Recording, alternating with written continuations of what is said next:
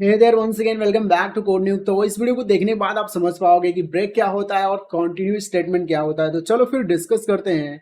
तो यहाँ पे ये जो ब्रेक स्टेटमेंट है ना, इसका बहुत ही अच्छा सा यूज है कि पिछले वीडियो मैंने बताया था कि लूप कैसे हम लोग यूज करते हैं। तो लूप क्या करता था ना कि जैसे कि हम लोग को एक ब्लॉक ऑफ कोड को मल्टीपल टाइम एग्जीक्यूट करना रहता है, तो इसीलिए हम लोग लूप का यूज करते थे। लेकिन अगर हम लोग चाह रहे हैं कि लूप एग्जीक्यूट हो रहा है लेकिन बीच में कहीं ब्रेक हो जाए, मतलब एग्जीक्यूट होना बंद हो जाए जहां हम चाहें वहीं पे, तो उस चीज के लिए ना ब्रेक हम लोग स्टेटमेंट का यूज करते हैं। तो चलो पहले इसको मैं दिखा देता हूं। जैसे कि हम लोग नॉर्मली एक लूप लेते थे, जैसे कि फॉर लूप मैं लेके समझा रहा हूं। और यहाँ पे मैं एक स्टेटमेंट ले ले रहा हूँ। जैसे यहाँ पे ये लूप क्या करेगा, 0 से स्टार्ट होगा, 10 तक, मतलब 10 नहीं 9 तक नंबर को प्रिंट करेगा। तो यहाँ पे आप देख सकते हो, पहले इसको मैं दिखा दे रहा हूँ ये कैसे लूप वर्क कर रहा है। आई होप पिछले वीडियो में आप लोगों ने बेहतर तरीके से समझा था।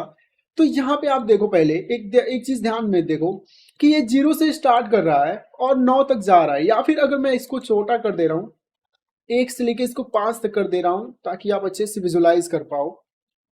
और यहाँ पे आप देखना भी, 1 से लेके 5 तक ये क्या कर रहा है, प्रिंट कर रहा है नंबर्स को।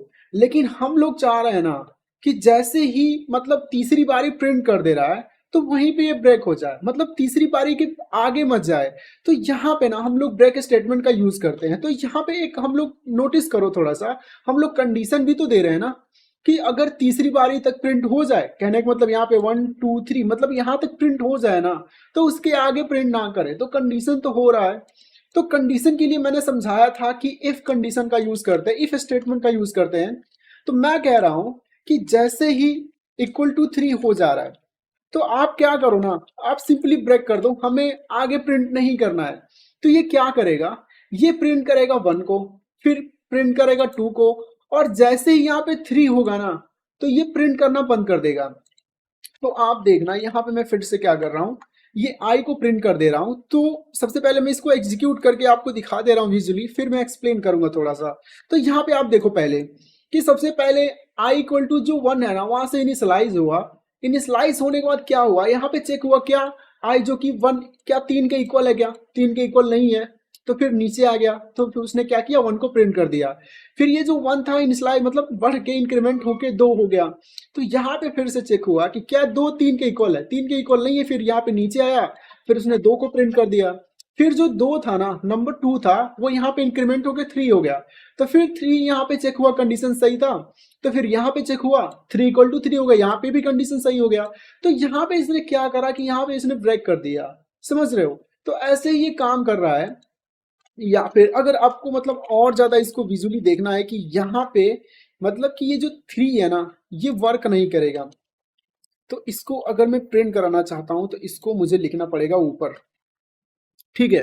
क्योंकि यहाँ पे हम लोग पहले ही ब्रेक कर देंगे तो वो मतलब ये प्रिंट ही नहीं होगा। तो यहाँ पे ये चेक कर लिया 3 इक्वल टू 3, मान लो यहाँ पे आई जो है ना इंक्रीमेंट होकर 3 हो गया। तो यहाँ पे जैसे ही 3 इक्वल टू 3 चेक करेगा तो ये कंडीशन ट्रू होगा। तो ट्रू होगा तो तुरंत क्या करेगा, ये प्रिंट करेगा और तुरंत ये ब्रेक कर देगा ये वाले, या मतलब यहाँ तक पहुंचेगा ही नहीं। आप देखो ऐसे ये काम भी करेगा। तो सबसे पहले इसने क्या करा कि 1 2 मैंने समझाया ही है कैसे काम कर रहा है। और जैसे ही यहाँ पे 3 इक्वल टू 3 हुआ, इसने ये प्रिंट किया। और यहाँ पे जैसे ही ब्रेक तक पहुंचा ना, मतलब आपको मैंने शुरू में ही समझाया था, ये जो जावास्क्रिप्ट का कोड है top to bottom line by line चलता है। तो यहाँ पे आप चीज देखो कि यहाँ पे सबसे पहले तीसरे मतलब तीसरी लाइन जो है ना ये चलेगी, और जैसे ही चौथी लाइन गई तो ये मतलब ये लूप ही ब्रेक हो गया, तो ये नीचे जाएगा ही नहीं ना। तो ऐसे ये काम करता है ब्रेक। आई होप आपको अंडरस्टैंडिंग हुई होगी। तो चलो फिर समझते हैं कि कॉन्टिन्यू कैसे काम करता है। तो continue same to same break की तरह ही काम करता है, बस थोड़ा सा डिफरेंट है। डिफरेंट ये है ना कि ये जो कॉन्टिन्यू स्टेटमेंट है वो क्या करता है, करंट इटरेशन को क्या करता है, ये स्किप कर देता है।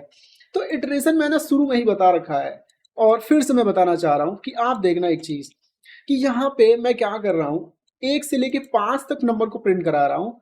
तो ये 1 से लेके 5 तक नंबर को प्रिंट कर रहा है। तो ये कितना इटरेशन चल रहा है, 5 इटरेशन चल रहा है।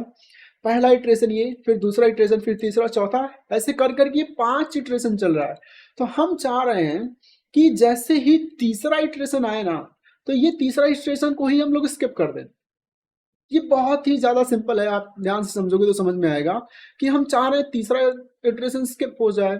या फिर चौथा इटरेशन स्किप हो जाए, तो अपने ऊपर है। तो सिंपली मैं क्या कर रहा हूँ, सेम टू सेम फिर से वही इफ कंडीशन लूंगा कि जैसे ही i इक्वल टू 3 हो जा रहा है तो आप क्या कर दो, कंटिन्यू कर दो। जैसे ही i इक्वल टू 3 होगा तो तीसरे नंबर वाला स्किप हो जाएगा।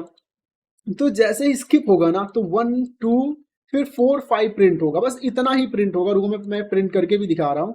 और यहाँ पे देख भी सकते हो कि 1 2 4 5 प्रिंट हुआ, ये 3 वाला प्रिंट नहीं हुआ।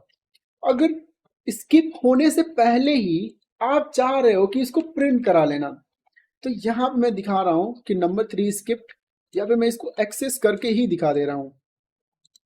यहाँ पे मैं इसको क्या कर रहा हूँ, आई को ही प्रिंट करा दे रहा हूँ। तो यहाँ पे मतलब विजुअली दिख जाएगा कि ये जो नंबर 3 है ना वही स्किप हुआ है। तो ऐसे काम करता है ब्रेक एंड कंटिन्यू। तो आई होप आपको समझ में आया होगा। So thank you for watching and मिलते हैं नेक्स्ट वीडियो में।